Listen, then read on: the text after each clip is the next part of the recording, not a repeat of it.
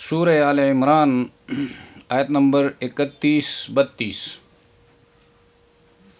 نحمده ونصلی علی رسوله الکریم، اما بعد فاعوذ باللہ من الشیطان الرجیم، بسم اللہ الرحمن الرحیم۔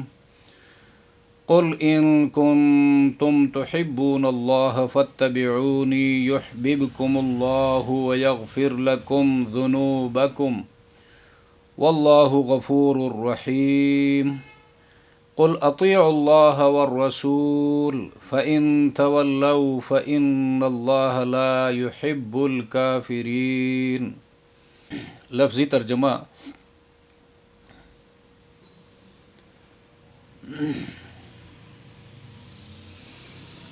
قل کہہ دیجئے پیغمبر،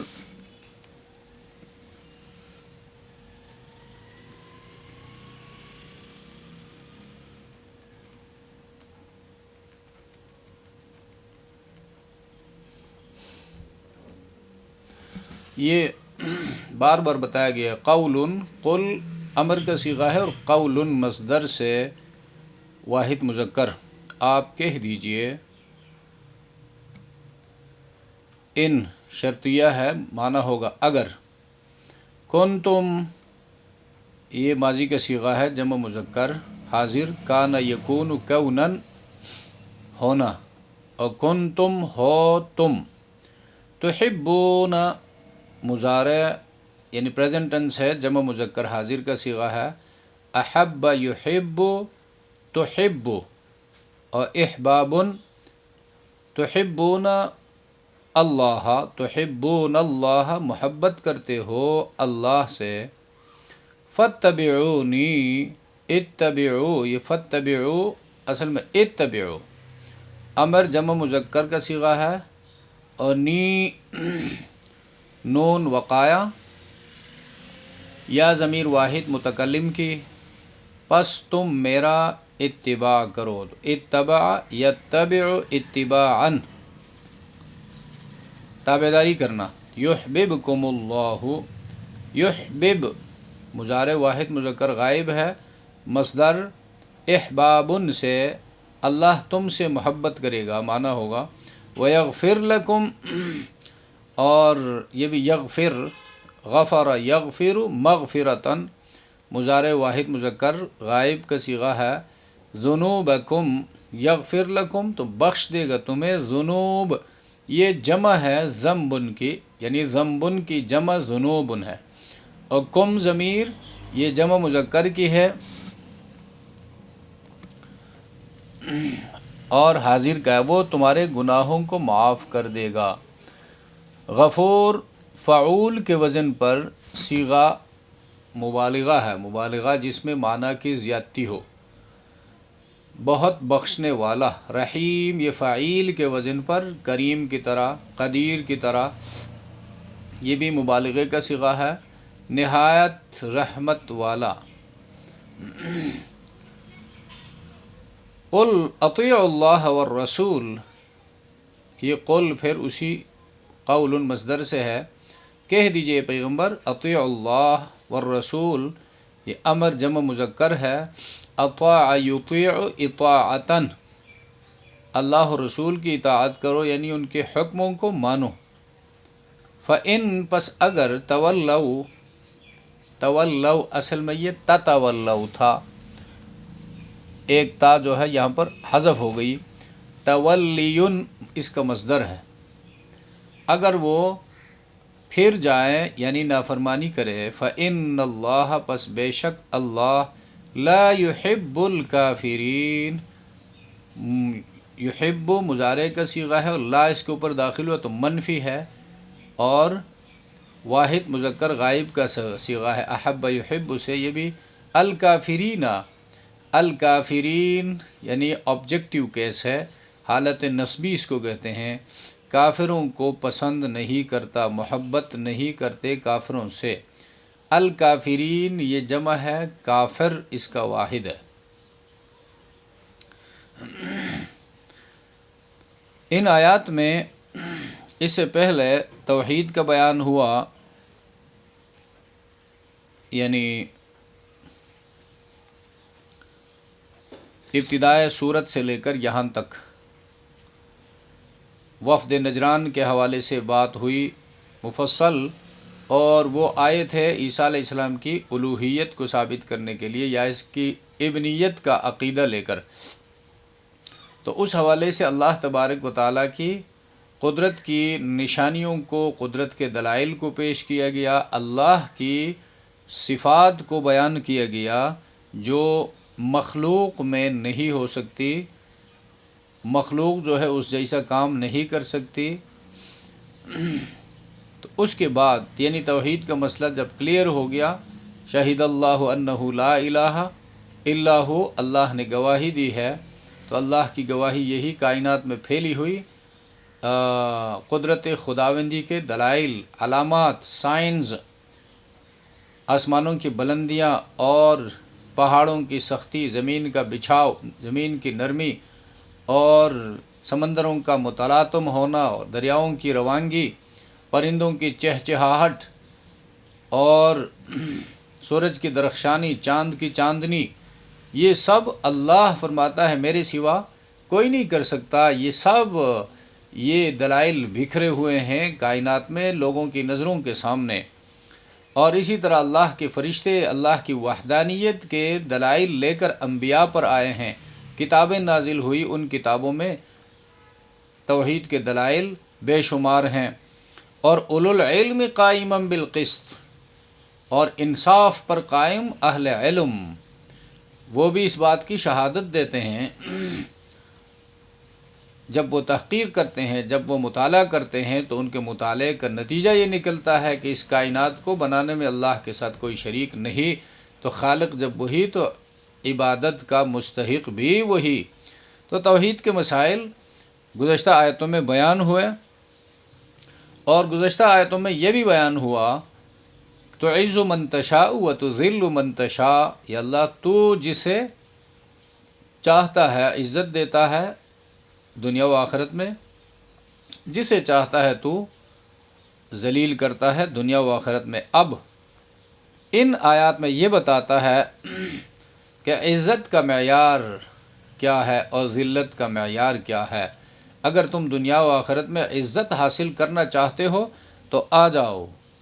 اللہ سے محبت کرو، اور اللہ سے محبت کا طریقہ میں بتا دوں گا، اپنی مرضی سے محبت بھی درست نہیں ہے، اور اگر ایسا نہیں کرو گے تو ذلیل ہو جاؤ گے۔ وَتُذِلُّ مَن تَشَاءُ کے راستے پر جب چلو گے تو اللہ ذلیل کر کے چھوڑے گا تمہیں۔ تو یہ ان لوگوں کے یعنی نجران کے وفد کو محمد الرسول اللہ خاتم النبیین صلی اللہ علیہ وسلم کی نبوت و رسالت پر ایمان لانے کی دعوت ہے۔ ریفرنس ٹو دی کانٹیکسٹ جو ہے سیاق و سباق میں جب اس کو دیکھا جائے تو ان لوگوں کے حوالے سے مضامین کا سلسلہ چل رہا ہے۔ قل کہہ دیجئے پیغمبر ان کنتم تحبون اللہ، اگر تم ہو محبت کرتے ہو تو یعنی اللہ سے یہ دعویٰ ہے، اور قل سے یہ فرمایا گیا اے پیغمبر اعلان کرو ان لوگوں کے سامنے اگر تم محبت کرتے ہو، محبت کا دعویٰ ہے کہ ہم اللہ سے محبت کرتے ہیں، تو فاتبعونی، تو اتباع کرو، یعنی میرے پیچھے آ جاؤ اور میری لائف سٹائل اور میری زندگی کو اپنے لیے نمونہ بناؤ، جو میں نے کہا ہو اس کو مانو، جس سے میں نے روکا ہے اس سے رک جاؤ۔ تو یحببکم اللہ، اللہ تم سے محبت کرے گا۔ تو اللہ کی محبت کا معیار اس چیز کو قرار دیا، یعنی رسول اللہ صلی اللہ علیہ وسلم پر ایمان، اسے کہ عقیدت کی بنیاد رسول اللہ صلی اللہ علیہ وسلم کے ساتھ عقیدت کی بنیاد رسالت کو ماننا ہے، عقیدہ رسالت ہے۔ عقیدہ رسالت کو مانے بغیر کوئی محبت کا اظہار کرتا ہے تو وہ محبت حقیقت میں محبت ہے ہی نہیں، وہ زبانی جمع خرچ ہے، ایسے دعویٰ ہے۔ جس طرح غیر مسلمین نے، اسکالروں نے سیرت کی کتابیں لکھی ہیں، اور رسول اللہ صلی اللہ علیہ وسلم کی زبردست انہوں نے تعریف کی ہیں، تو وہ تعریف محتاج نہیں ہے ان اسکالروں کا، وہ ساری خوبیاں پہلے سے ان کے اندر موجود تھی، ان کو دیکھ کر اپنی دیکھی ہوئی چیزوں کو ان لوگوں نے سپرد قلم کیا۔ ڈاکٹر دارا چند ہے، ڈاکٹر مارگولیس ہے، یا ان جیسے دوسرے غیر مسلم اسکالرز لکھنے والے، سیرت نگار، تو رسول اللہ صلی اللہ علیہ وسلم ان کی تحریروں کے، پیغمبر کی عظمت ان کی تحریروں کا محتاج نہیں ہے۔ محمد الرسول اللہ صلی اللہ علیہ وسلم اس بات پہ راضی نہیں ہوتے ہیں کہ اس کو مانے بغیر اس کی تعریف میں آسمان و زمین کے قلابے ملایا جائے۔ اللہ کے رسول صلی اللہ علیہ وسلم اس پر راضی نہیں ہوتے ہیں کہ نبی کریم صلی اللہ علیہ وسلم کی زبردست نعت شریف پڑھی جائے، اس کا اتباع نہ کی جائے، اس کی پیروی نہ کی جائے، اس پر ایمان نہ لایا جائے۔ تو محبت کی بنیاد، عقیدت کی بنیاد، عشق کی بنیاد صحیح معنوں میں رسول اللہ صلی اللہ علیہ وسلم پر ایمان ہے۔ تو یہ ایمان ہی انسان کو اس بات کی دعوت دیتی ہے کہ جس کو مانتے ہو اس ماننے کے کچھ تقاضے بھی ہیں۔ رسول کو مانتے ہو تو عقیدہ رسالت کے کچھ تقاضے بھی ہیں۔ وہ تقاضے کیا ہیں؟ جب ہم دیکھتے ہیں رسول اللہ صلی اللہ علیہ وسلم کی پرسنل لائف کو، سوشل لائف کو اور پولیٹیکل لائف کو، مکی زندگی کو، مدنی زندگی کو، تو پیغمبر صلی اللہ علیہ وسلم نے اس دین کی خاطر، اس دین کی اشاعت کے لیے کتنی قربانیاں برداشت کی، اور شیب ابی طالب سے لے کر اور ہجرت حبشہ سے لے کر اسی طرح ہجرت مدینہ تک، اور پھر بدر کی لڑائی ہے، اور احد کا غزوہ ہے، غزوہ تبوک ہے، اور قبائل کے ساتھ جنگ ہے، پھر سپر پاورز قیصر کو للکارنا ہے۔ یہ کوئی معمولی کام نہیں تھے۔ رسول اللہ صلی اللہ علیہ وسلم کو ماننے کے بعد بندہ ان تمام قربانیوں کے لیے تیار ہو جائے۔ حضرت عمر رضی اللہ تعالیٰ عنہ نے ایک مرتبہ رسول اللہ صلی اللہ علیہ وسلم کے پاس آ کر کہا، اللہ کے رسول میں آپ سے محبت کرتا ہوں۔ نبی علیہ السلام نے فرمایا، عمر سوچ سمجھ کر یہ بات کہو۔ پھر فرمایا محبت کرتا ہوں، پھر فرمایا محبت کرتا ہوں۔ نبی علیہ السلام نے فرمایا، پھر عمر مجھ سے اگر محبت کرتے ہو تو دنیا کی تکالیف کو سہنے کے لیے، تکالیف اور مصیبتوں کو برداشت کرنے کے لیے تیار ہو جاؤ، اس لیے کہ جو مجھ سے محبت کرتا ہے اس کی طرف مصائب و تکالیف اس طرح جمع ہو کر آئیں گے جس طرح موسلا دھار بارش میں چھت کا پانی پر نالے کی طرف آتا ہے۔ سارا پانی چھت کا جمع ہو کر ایک پرنالے پہ آ کے نیچے گرتا ہے، تو ہر طرف اس بندے کے اوپر انگلیاں اٹھتی ہیں، زبانیں چلتی ہیں، اور قلم اس کے خلاف چلتے ہیں۔ ان سب کو پھر برداشت کرنا ہوگا۔ اللہ کے رسول کو ماننے کے بعد اپنی مرضی کی زندگی بسر کرنا، یہ پھر حماقت ہے۔ اللہ نے فرمایا، میں نے پیغمبر بھیجا ہے نمونہ، نمونے کے طور پر۔ اب ہم لوگ ایک نمونہ دیتے ہیں، ناپ دیتے ہیں درزی کے پاس جا کر، بھئی اس ناپ کے مطابق میرے لیے جوڑا تیار کرنا ہے، اور 7 دن 10 دن کے بعد جا کر دیکھیں اس نمونے کے مطابق نہیں ہے، قمیص کہیں سے کھلا ہے، کہیں سے لمبا ہے، کہیں سے تنگ ہے، تو ہم اس کے ساتھ کیا کرتے ہیں؟ اس کا پیسہ بھی اس کو نہیں دیتے ہیں، اور وہ کپڑا اس کے منہ پر مارتے ہیں کہ بھئی یہ نمونہ تمہیں کس لیے دیا گیا تھا۔ بس یہی حال محمد الرسول اللہ کی طرف سے نمونہ ہے، اسوہ ہے، اور اسوہ بھی معمولی اسوہ نہیں، حسنہ ہے، بہترین نمونہ ہے، ایک زبردست رول ماڈل ہے۔ تو اللہ بھی پوچھیں گے ہم سے کہ میں نے ایک نمونہ تمہیں دیا تھا، عبادت کے لیے نمونہ تھا، معاشرت کے لیے نمونہ تھا، معیشت کے لیے نمونہ تھا، سیاست کے لیے نمونہ تھا، تم نے اس کے بعد سیاست کی ہے، تم نے اس کے بعد رشتے استوار کیے ہیں، ایک دوسرے کے ساتھ تعلقات رکھے ہیں، تم نے مال کمایا ہے، تم نے بزنس کیا ہے، لیکن میرے بھیجے ہوئے نمونے کا کیا ہوا؟ اس وقت بندہ رہ جائے گا۔ اس لیے کہ 2 سوالات لازمی ہیں قیامت کے دن۔ اللہ فرمائیں گے یہ کیوں کیا ہے؟ لما فعلتا، تو ہم کہیں اللہ آپ کا حکم تھا، آپ نے اس کو جائز قرار دیا تھا، یہ جائز ہے، بزنس جائز ہے، نکاح جائز ہے، رشتہ جائز ہے، اور عبادت کے لیے ہم پیدا ہوئے ہیں، تو بات درست ہے، لیکن کیف فعلت، کیسے کیا تھا، طریقہ کس کا تھا؟ اگر طریقہ یہاں پر اپنا چل رہا ہے اور رسول اللہ کا طریقہ پس پش ڈال کر کام کیا جا رہا ہے تو پھر بندہ فیل ہو جائے گا اور فیل ہونے والوں کو جھاڑو دے کر جہنم میں ڈالا جائے گا۔ ایک ہندو اسکالر گزرے ہیں، انہوں نے تمام مذاہب سے اچھی اچھی باتیں اور نرم باتیں، شائستہ باتیں جمع کر کے ایک الگ مذہب، ایک فرقہ بنایا تھا، تاکہ سخت بات اس میں نہ ہو اور تکلیف دہ بات اس میں نہ ہو۔ ہندوؤں میں الگ فرقہ بنایا تھا۔ تو یہ بندہ حضرت سید سلیمان ندوی رحمۃ اللہ علیہ کے ساتھ باہر سے آ رہا تھا، لندن سے غالباً، تو دوران سفر سید صاحب نے اسے کہا کہ آپ نے تو پروفیسر ٹیگور اس کا نام تھا، پروفیسر صاحب آپ نے تو ایک زبردست فرقہ تشکیل دیا ہے، دنیا کی تمام مذاہب سے اچھی باتیں جمع کر کے، اس کے فالوورز زیادہ ہوں گے، دنیا میں ماننے والے پیروکار زیادہ ہوں گے۔ تو پروفیسر صاحب نے کہا کہ سید صاحب بات اس طرح نہیں ہے، اس کے ماننے والے نہ ہونے کے برابر ہیں۔ سید سلیمان ندوی رحمۃ اللہ علیہ نے فرمایا اس کی وجہ کیا ہے؟ تو اس نے کہا کہ میں نے تمام اچھی باتیں اور تمام آسان اور سہل قسم کی باتیں اور نظریات، افکار جمع کر کے ایک فرقہ تو تشکیل دیا ہے، لیکن ان تمام اچھی باتوں پر عمل کرنے کے لیے نمونہ سامنے نہیں ہے۔ اچھی بات پر کس کے طریقے کے مطابق عمل کیا جائے؟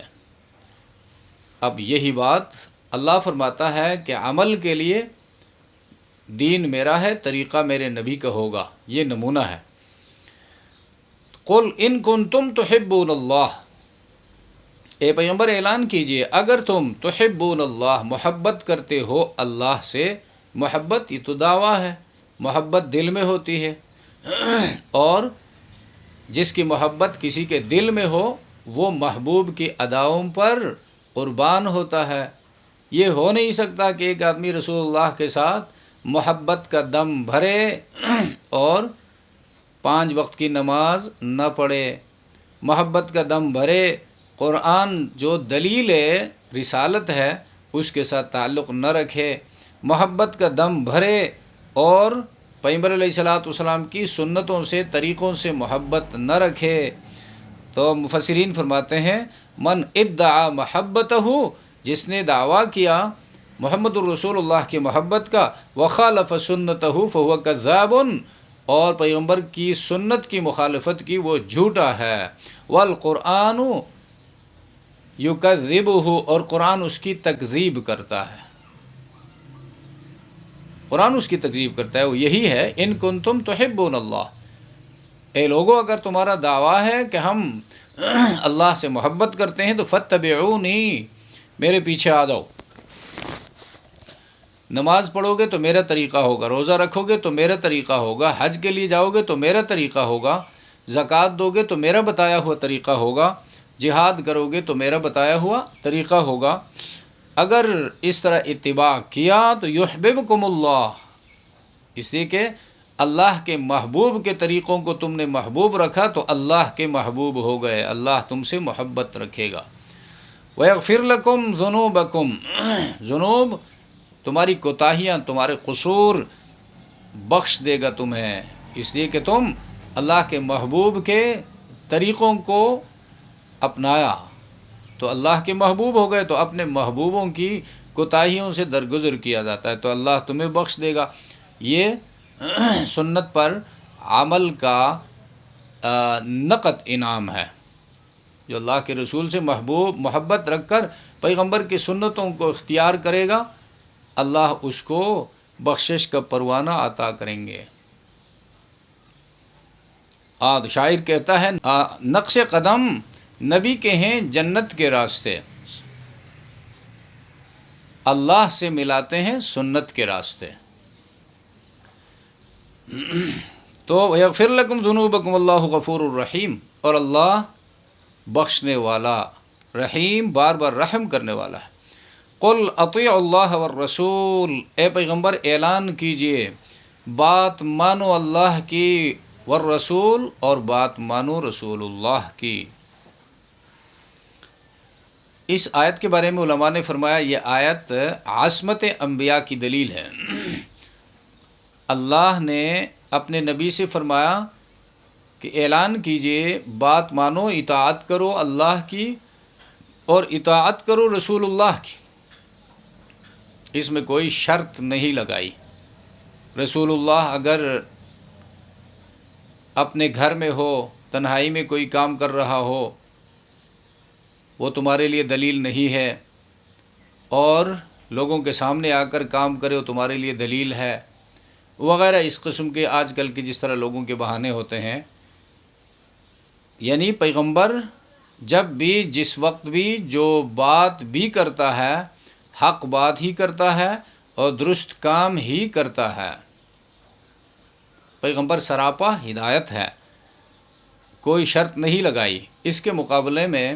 پیغمبر کے علاوہ جتنے لوگ ہیں، علماء ہیں، فقہاء ہیں، محدثین ہیں، مبلغین ہیں،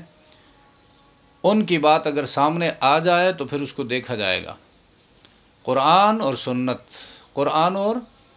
سنت کے مطابق ہیں تو پیروی کی جائے گی، اگر ان کی بات قرآن و سنت سے ٹکراتی ہے تو اس کو نہیں مانا جائے گا، اس لیے کہ فائنل اتھارٹی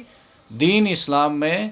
اللہ و رسول ہیں، فائنل اتھارٹی قرآن اور سنت ہیں، اور قرآن و سنت سے جو چیز ثابت ہے وہ دین ہے۔ اس کو اگر عالم بیان کرے سنا جائے گا، فقیہ بیان کرے تو سنا جائے گا، اور کتاب لکھنے والا اس کے مطابق لکھے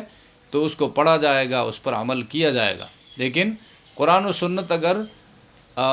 اس کو سپورٹ نہیں کرتے ہیں تو اس کی بات کو نہیں دیکھا جائے گا دین کے حوالے سے۔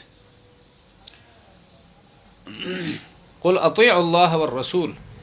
اے پیغمبر کہہ دیجئے لوگوں سے اطاعت کرو اللہ کی، اللہ کے رسول کی۔ فَإِن تَوَلَّوْا فَإِنَّ اللَّهَ لَا يُحِبُّ الْكَافِرِينَ، پس اگر تولوا یہ لوگ منہ پھیرو تم، تولوا منہ پھیرو تم مانا اعراض کرو، نہ مانو رسول کے طریقوں سے، تو فَإِنَّ اللَّهَ تو بے شک اللہ لا يحب نہیں محبت کرتے الکافرین منکروں سے۔ یہاں پر اس کے مفسرین نے دو معانی بیان کیے ہیں۔ ایک تو یہ ہے کہ فَإِن تَوَلَّوْا، اگر تم منہ پھیرو کہ بھئی یہ سنت ہے، یہ سنت ہے، اس پر عمل نہ بھی ہو جائے تو کوئی مسئلہ نہیں، تو یہ عملی کفر ہے۔ اللہ کے حکم کو ماننے کے بعد اس کو اپنی زندگی میں جگہ نہیں دی، مطلب مثال، اب یہی لا يحب الکافرین جو کہتا ہے، قرآن کریم میں حج کا حکم دیا ہے، وَلِلَّهِ عَلَى النَّاسِ حِجُّ الْبَيْتِ مَنِ اسْتَطَاعَ إِلَيْهِ سَبِيلًا وَمَنْ كَفَرَ، یعنی اللہ کے لیے بیت اللہ کا حج لوگوں پر فرض کیا گیا ہے جو وہاں تک پہنچنے کی استطاعت رکھتے ہیں، وَمَنْ كَفَرَ، اور جس نے انکار کیا تو فَإِنَّ اللَّهَ غَنِيٌّ، اللہ بے پرواہ ہے۔ جو انکار کیا، اب اس انکار کی دوست عملی انکار، عقیدے کا انکار، جس طرح مسلمان کروڑ پتی ہے آج کل لیکن حج کے لیے نہیں جاتا ہے، اور حج کی فرضیت کو مانتا ہے لیکن جاتا نہیں ہے، تو یہ عملی کافر ہے، تو اس آیت میں حج کے ساتھ جو آیت ہے اس آیت میں یہی بات کہی گئی ہے۔ اور حضرت عمر رضی اللہ تعالیٰ عنہ نے اپنے دور خلافت میں ان لوگوں کے نام جمع کرنے کو کہا کہ جو استطاعت کے باوجود ہیں، مسلمان استطاعت کے باوجود حج کے لیے نہیں جاتے ہیں، تو حضرت عمر نے فرمایا کہ یہ لوگ عملی کافر ہیں، جس طرح دوسرے کافروں پر جزیہ نافذ ہے اسی طرح جزیہ ان لوگوں پر بھی نافذ کیا جائے گا۔ نماز کے حوالے سے دیکھیں، من ترک الصلاۃ متعمدا فقد کفر، جس نے نماز جان بوجھ کر چھوڑ دی قصدن وہ کافر ہو گیا۔ تو یہی عملی کافر ہے، دل میں تو انکار نہیں کرتا ہے، ہوتا ہے نماز 5 وقت کا فرض ہے، لیکن بہانہ ہے، کمزوری ہے، سستی ہے، اذان کی آواز سنی پھر بھی ٹس سے مس نہیں ہوتا ہے، اپنی جگہ سے ہلتا نہیں ہے، وہ فرض کا عملاً منکر ہو گیا۔ اور جو زکوٰۃ نہیں دیتا ہے، زکوٰۃ کی فرضیت کا تو اقرار کرتا ہے، بغیر اس کو مومن کہا ہی نہیں جا سکتا۔ اور حدیث میں یہ فرمایا جس نے زکوٰۃ اور نماز میں فرق کیا، لا صلاۃ لمن لا زکوٰۃ لہ، جس نے زکوٰۃ ادا نہیں کی اس کی نماز کی کوئی حیثیت نہیں ہے۔ اسی طرح یہاں پر مجموعی طور پر ایک تو بندہ اللہ کو مانتا ہے، رسول کو بھی مانتا ہے، لیکن جب اللہ کے احکامات کو اپنی عملی زندگی میں جگہ دینے کی بات آئی، جھوٹ مت بولو، کسی کی توہین مت کرو، اور ارکان اسلام پر صحیح طریقوں سے صحیح معنوں میں عمل پیرا ہو جاؤ، تو اس وقت آئیں بائیں شائیں مختلف حیلے و بہانے ڈھونڈتا ہے، تو یہ لوگ عملی کافر ہیں، عمل کے کافر ہیں، عقیدے کے مسلمان ہیں۔ تو عمل کے اس کفر کی وجہ سے جب بغیر توبہ کے یہ بندہ دنیا سے گیا تو اس کا ٹھکانہ جہنم ہوگا، پھر عقیدے کی وجہ سے کب نکلتا ہے یہ اللہ کو معلوم ہے۔ فَإِن تَوَلَّوْا، اگر اعتقاد میں ہی کفر ہے، مانتا ہی نہیں اللہ کو، رسول اللہ کو مانتا ہی نہیں ہے، وہ تو ابتدا ہی سے حقیقت میں کافر ہے۔ فَإِنَّ اللَّهَ لَا يُحِبُّ الْكَافِرِينَ، تو اللہ محبوب نہیں رکھتے ہیں، پسند نہیں کرتے ہیں کافروں کو۔ تو یہاں پر اللہ و رسول کے حوالے سے یہ بات ہے، رسول معصوم ہوتا ہے، نبوت سے پہلے بھی اور نبوت کے بعد بھی، اور دین میں رسول کی بات فائنل اتھارٹی ہے، دین میں کوئی فائنل اتھارٹی نہیں۔ ہاں، کرسچینٹی میں، عیسائیت میں فائنل اتھارٹی پوپ ہے، اگر پوپ کو خوش کیا جائے پیسے دے کر تو وہ گناہ بھی بخش سکتا ہے، اور کرسچنز جو ہیں وہ اتوار کے دن اپنے چرچ میں جا کر یہ کام کرتے بھی ہیں، اور مغفرت کی سرٹیفکیٹ مسٹر پوپ